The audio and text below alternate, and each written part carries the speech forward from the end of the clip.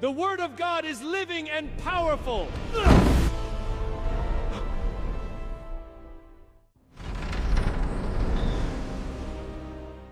Lord,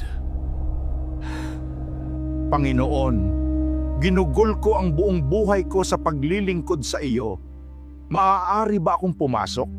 Nagsikap ka araw-araw, ngunit pinahalagahan mo ang pera at comfort.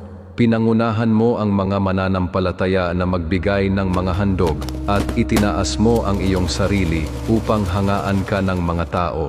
Iniligaw mo ang mga mananampalataya sa pag-iisip na ang simpleng paniniwala ay nangangahulugang maaari na silang makapasok sa langit. Hindi mo sila kailanman tinuruan na sumunod sa kalooban ng Diyos o magsisi sa harap ng Diyos. Sinabi ng Panginoong Hesus, "Hindi ang bawat nagsasabi sa akin, Panginoon, Panginoon ay papasok sa kaharian ng langit, kundi ang gumaganap ng kalooban ng aking Ama na nasa langit."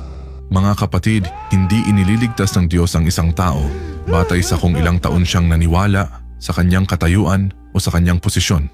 Maging ikaw man ay pastor, pari, mangangaral o isang karaniwang mananampalataya, tanging yaong mga naghahangad ng katotohanan at sumusunod sa kalooban ng Diyos ang maaaring makapasok sa kaharian ng langit. Sabi ng Diyos, "Pinagpapasyahan ko ang hantungan ng bawat tao hindi batay sa gulang, senyoridad, dami ng pagdurusa, at lalong hindi batay sa kung gaano siya kaawa-awa, kundi batay sa kung taglay niya ang katotohanan.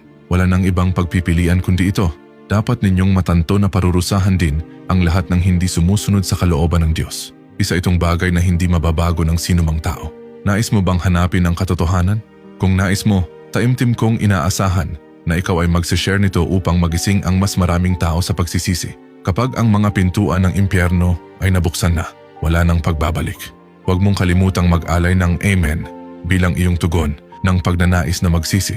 Inaasahan kong makita ka sa kaharian ng langit.